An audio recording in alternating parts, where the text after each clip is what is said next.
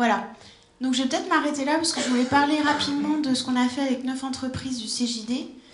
Là, c'est des actions collectives qu'on organise en fait depuis 4 ans parce que justement pour essayer d'armer les plus petits par rapport à justement cette dynamique globale mais qui n'est pas forcément évidente. Et donc le programme, c'était d'intégrer la perspective de développement durable à la stratégie de l'entreprise. Donc on avait 9 entreprises là qui venaient du CJD, qui ne sont pas toutes des entreprises, parce que l'ADAPI, c'est une association d'encadrement en fait, pour les enfants handicapés mentaux. Et donc il y a beaucoup de collaborateurs. Et donc une variation de métiers et de nombre de collaborateurs très importante. Et ce qu'on a fait avec eux, en fait, c'est qu'on a proposé un travail en 4 temps. On les a vus 4 fois 3 heures chacun dans leur entreprise. Et en alternance de ça, on les a vus 4 fois 3 heures tous les chefs d'entreprise ensemble. Donc le premier objectif, c'est de découvrir une nouvelle clé du développement de l'entreprise. Effectivement, qu'est-ce que c'est que cette paire de lunettes qu'on pourrait chausser pour voir les choses de manière différente? On l'applique ensuite une première fois pour se rendre compte de ce que ça peut donner. Et de ça, on peut sortir tout de suite une première idée d'engagement parce qu'il y a des choses simples qui peuvent être faites tout de suite.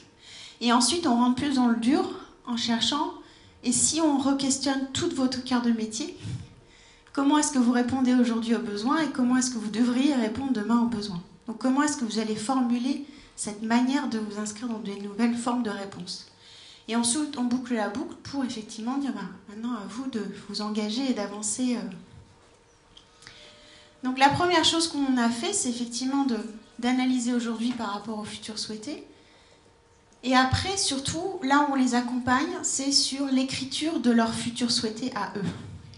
Et ça permet après de donner en fait le squelette sur lequel on peut décliner en fait toute l'écriture des actions au quotidien.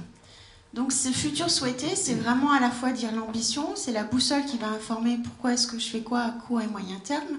Et puis c'est aussi ce qui va stimuler les équipes en fait de collaborateurs à la fois en interne et en externe. Une chose que j'ai pas dit sur Millet, c'est qu'ils avaient du mal à recruter. Parce qu'ils sont à Cholet, c'est quand même pas le centre du monde, mais la version la plus sexy de ce qu'on peut imaginer quand on est jeune professionnel. Mais maintenant, depuis 2 ans, ils recrutent beaucoup plus facilement, tout simplement parce que c'est un projet d'entreprise porteur de sens. Et donc, il y a beaucoup de gens qui sont en recherche de « moi, je veux bien bosser, mais il faudrait que ça ait du sens et que je puisse donner mon énergie personnelle dans une activité qui fait du sens 8-10 heures par jour. » Donc voilà, et après sur le contenu, tout simplement, ça a été de décrire, de reposer la question à quoi est-ce que vous servez, et de l'articuler aussi en 5-6 piliers, ça dépend des organisations, mais surtout le travail, et là où ça devient important, c'est que en général le développement durable, on l'imagine à ce niveau-là d'opération responsable, et c'est toujours là que viennent les premières idées, mais là c'est de le faire sortir de cette boîte en fait, et du coup de faire vraiment remonter ça dans la manière dont j'interagis avec les autres, quel type d'offre, quel type d'innovation aussi, comment est-ce que j'oriente ma R&D, et qu'est-ce que je veux apporter à mes collaborateurs. Et tout ça, ça va fonder en fait la raison d'être qui va permettre de s'inscrire dans un nouveau format de réponse. Derrière ça, on va mettre des valeurs en version classique, et ensuite, on va valider que tout ça est bien inscrit dans les 4 principes. Donc juste pour vous donner un exemple, pour Auto44, donc, qui est une entreprise de location de voitures, là, qui est donc une entreprise de 200 personnes sur Nantes, on est parti d'une feuille blanche et on a effectivement structuré toute la réflexion en intégrant le développement durable dans tous ces axes-là de leur mode de développement. En fait. Et écrit effectivement cette raison d'être qui les positionne à nouveau sur on n'est pas loueur de voitures, on est là pour participer à la mobilité.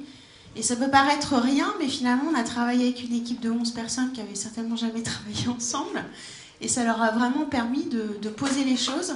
Et là, les équipes, on les a vues jeudi dernier, en fait. Et ils sont maintenant porteurs de cette capacité à partager cette logique avec leurs collaborateurs. Et surtout, chacun voit à quoi ressemble le développement durable dans leur responsabilité personnelle, dans leur métier. C'est-à-dire qu'ils ne sont pas à attendre que le responsable qualité, qui en général est la personne qui se transforme en responsable de développement durable, leur dise qu'est-ce qu'il faut faire et sans en général leur dire pourquoi il faut le faire. Là, c'est un vrai projet d'entreprise dans lequel on a réinscrit effectivement la dimension développement durable. Voilà. vous remercie de votre attention et je vais m'arrêter.